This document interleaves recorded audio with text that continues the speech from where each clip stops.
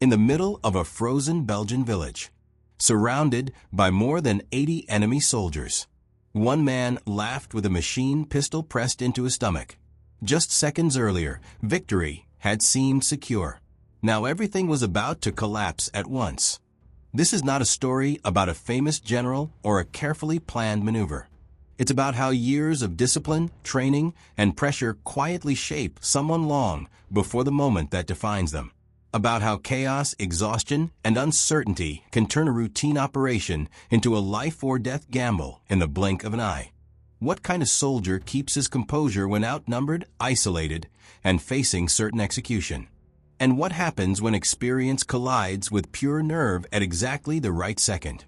To understand that moment, we need to go back, long before the snow, the prisoners, and the courtyard where everything hung on a single decision. Leonard Alfred Funk Jr. was born on August 27, 1916, in western Pennsylvania, a region shaped by steel mills, immigrant labor, and working-class discipline. His family background mirrored the divided continent he would one day fight across. His father was of German ancestry, his mother of French descent. There was nothing in Funk's early life that marked him as a future legend. In June 1941, months before the attack on Pearl Harbor, he was drafted into the United States Army at the age of 25. Like thousands of others, he entered service without fanfare, unaware that the path ahead would place him among the most decorated American soldiers of World War II. Rather than accept a conventional assignment, Funk volunteered for the Airborne Forces, a newly formed and highly experimental branch of the Army. Paratrooper training was deliberately brutal, designed to weed out anyone lacking physical endurance or mental resilience. Funk completed the course and was assigned to Company C, 508th Parachute Infantry Regiment, part of the 82nd Airborne Division. By late 1943, he was stationed in England, training relentlessly for an invasion that everyone knew was coming, but no one could predict. This period forged Funk's reputation as a disciplined, aggressive non-commissioned officer who thrived under pressure and uncertainty. That pressure arrived on June 6, 1944. During the D-Day invasion, Funk jumped into Normandy under chaotic conditions that scattered airborne units across miles of enemy territory. Funk landed roughly 20 to 40 miles from his intended drop zone and badly sprained his ankle on impact. Despite the injury, he assembled a small group of 18 paratroopers who were similarly lost. Moving only at night and avoiding German patrols, Funk led the group for days through hostile territory until they reached American lines. Every man survived. For his leadership and composure, Funk was awarded the Silver Star, the Bronze Star, and his first Purple Heart. In September 1944, Funk jumped again during Operation Market Garden in the Netherlands. Allied gliders attempting to land were being shredded by German 20mm anti-aircraft guns. Funk led a three-man patrol against one such battery, assaulting the position head-on. The patrol overran the guns, killing approximately 20 German soldiers and silencing the threat. The gliders landed successfully, an outcome that likely saved hundreds of Allied lives. Funk received the Distinguished Service Cross for what his citation described as initiative, outstanding bravery, and leadership in the face of overwhelming enemy superiority. By the winter of 1944 and 1945, during the Battle of the Bulge, Funk was already a veteran of multiple major campaigns. His company endured freezing temperatures, deep snow, and exhausting marches as German forces made their final desperate push. Funk's reputation as a decisive and fearless leader was firmly established. What remained unknown, until Holzheim, was how far that composure could stretch when everything collapsed at once. If you're enjoying stories like this, where discipline, experience, and reputation are forged long before the moment that defines history, take a second to support the channel. Leave a like, subscribe, and turn on notifications, because everything Leonard Funk learned up to this point is about to be tested. On January 29, 1945, Leonard Funk and Company C were ordered toward the Belgian village of Holzheim as part of the final operations of the Battle of the Bulge. The march alone was punishing. Approximately 15 miles through heavy snow, driven by freezing wind that slowed movement and drained already exhausted men. As the unit advanced, artillery fire and sporadic small arms harassment reminded them that the German army, though retreating, was still capable of lethal resistance. During this approach, Company C lost its executive officer, killed before the attack even fully developed. Command responsibility fell immediately to Funk, who stepped into the role without hesitation. Funk quickly assessed his problem. The company was understrength and lacked enough frontline infantry to secure a defended town. Rather than delay or retreat, he improvised. Using his authority as acting executive officer, Funk pulled clerks, runners, and other administrative personnel from headquarters duties and formed them into a makeshift assault force. These men were not trained infantry, but Funk understood that momentum mattered more than perfection. Under his direction, the improvised unit moved forward into Holzheim despite artillery shelling and resistance from German positions on the flanks. The assault unfolded methodically. Funk coordinated with the 3rd Platoon as they advanced house to house, clearing buildings under fire and forcing German defenders out. The fighting was close and dangerous, but Funk's aggressive leadership paid off. 15 houses were cleared in succession. 30 German soldiers were captured without a single American casualty. As resistance collapsed across the village, additional engagements brought the total number of German prisoners to roughly 80. Holzheim appeared firmly under Allied control. With the town secured, Funk faced another logistical reality: manpower. Company C was still spread thin, tasked with continuing patrols and mopping up isolated pockets of resistance. Only 4 American soldiers could be spared to guard the 80 German prisoners who were gathered in the yard of a house. The imbalance was obvious, but there were no alternatives. Funk trusted speed and initiative to keep the situation stable. Leaving the guards in place, he resumed patrols through Holzheim to ensure no remaining German elements threatened the position. For a brief window, the battlefield went quiet. Snow-muffled sound. Smoke drifted from damaged buildings. The German prisoners appeared compliant, disarmed, and exhausted. From the American perspective, the danger seemed to be passing. But this calm rested entirely on assumption, and assumptions in war are fragile. While Funk was away, a German patrol executed a bold and simple deception.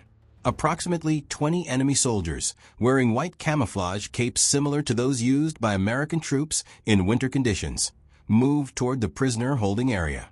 In the confusion of snow-covered uniforms and poor visibility, the 4 American guards mistook them for friendly soldiers. The Germans struck quickly. The guards were overpowered, disarmed, and forced into captivity.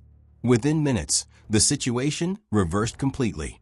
The German prisoners were freed, weapons were redistributed, and the Americans now found themselves sitting on the ground with their hands on their helmets. What had been a secured rear area became a deadly threat. The newly freed Germans began preparing to attack Company C from behind, a move that could have shattered the entire assault plan and inflicted catastrophic losses on scattered American units. Unaware of what had transpired, Funk returned toward the prisoner site accompanied by another soldier. Expecting to check on the guards and continue coordinating operations, he walked directly into the courtyard where more than 80 armed Germans now stood. There was no warning, no time to retreat. Funk was instantly surrounded. A German officer stepped forward and pressed a machine pistol into Funk's abdomen, ordering him to surrender. The message was clear. Funk was outnumbered, isolated, and facing certain death. Any resistance would likely result in immediate execution. The American guards lay helpless at his feet. In this moment, the battle for Holzheim hung on the decision of a single man. Instead of freezing or pleading, Funk did something utterly unexpected. He laughed. According to accounts, Funk spoke no German, and as the officer shouted orders at him, the situation struck him as increasingly absurd. The laughter may have begun as stress, disbelief, or instinctive defiance. Whatever its origin, it had a powerful psychological effect. The German officer grew visibly angrier. He shouted louder, gestured more aggressively, and demanded compliance. The loss of control was subtle but critical. Funk's laughter disrupted the moment of dominance the officer believed he had secured. Tension fractured. Authority wavered. In the chaos of emotion and misunderstanding, seconds slipped by. Seeming to regain composure, Funk appeared to comply. He slowly reached for the Thompson M1A1 submachine gun slung over his shoulder, moving deliberately, as though preparing to surrender the weapon. The German officer, believing the threat neutralized, allowed the motion to continue. The surrounding soldiers hesitated, watching rather than reacting. This hesitation was fatal. In a single lightning-fast motion, Funk brought the Thompson up and fired at point-blank range, riddling the German officer with bullets. The officer collapsed instantly. The sound of gunfire shattered the courtyard. Before the surrounding Germans could fully react, Funk continued firing, sweeping the weapon across the nearest enemy soldiers. As he fired, Funk shouted orders to the captured American guards, commanding them to seize weapons from fallen Germans and join the fight. What followed was a violent, chaotic explosion of action. Gunfire echoed off stone walls. Men fell. Wounded soldiers cried out as others scrambled for cover or attempted to surrender. The engagement lasted less than a minute. Within approximately 45 seconds, 21 German soldiers lay dead. Many others were wounded. The remainder, shocked by the sudden reversal and facing armed resistance from Americans who moments earlier had been prisoners, surrendered.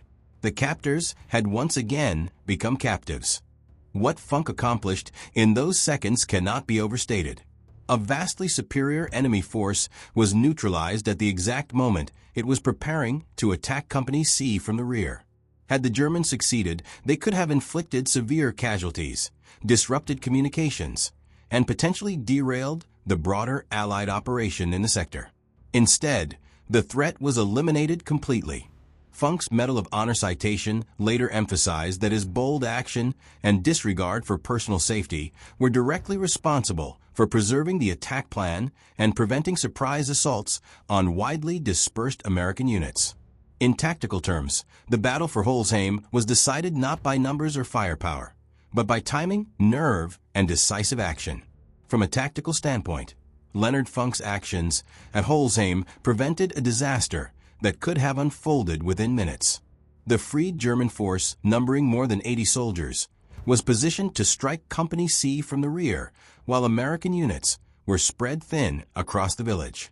Had that counterattack succeeded, it could have caused heavy casualties, confusion, and possibly a collapse of a local assault. Instead, in less than 1 minute, Funk eliminated the threat entirely and restored control of the battlefield. The attack plan remained intact, and the advance continued without disruption. The official Medal of Honor citation later emphasized this point clearly, stating that Funk's bold initiative and complete disregard for his own safety were directly responsible for recapturing a vastly superior enemy force. The citation underscores that this was not merely an act of personal bravery, but a decisive action with operational consequences.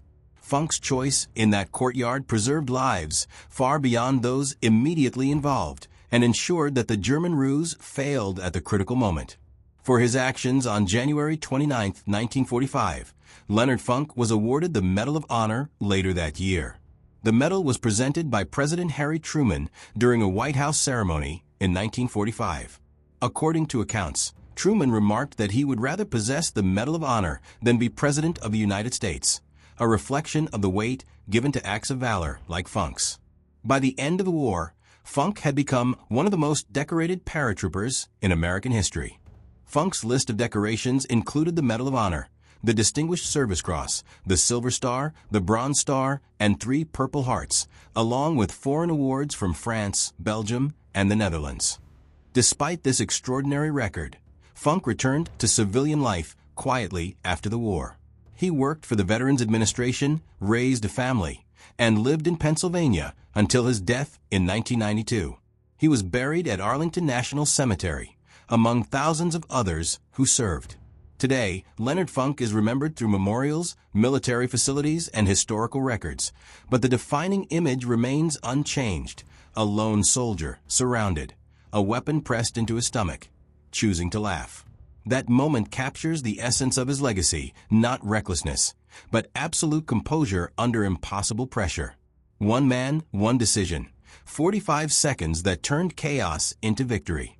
And if you want to understand how the Germans slowly realized the true scale and power of the American war machine, there's a video on your screen right now that breaks it down step by step. Watch it next. Because once the illusion collapsed, the war was never the same again.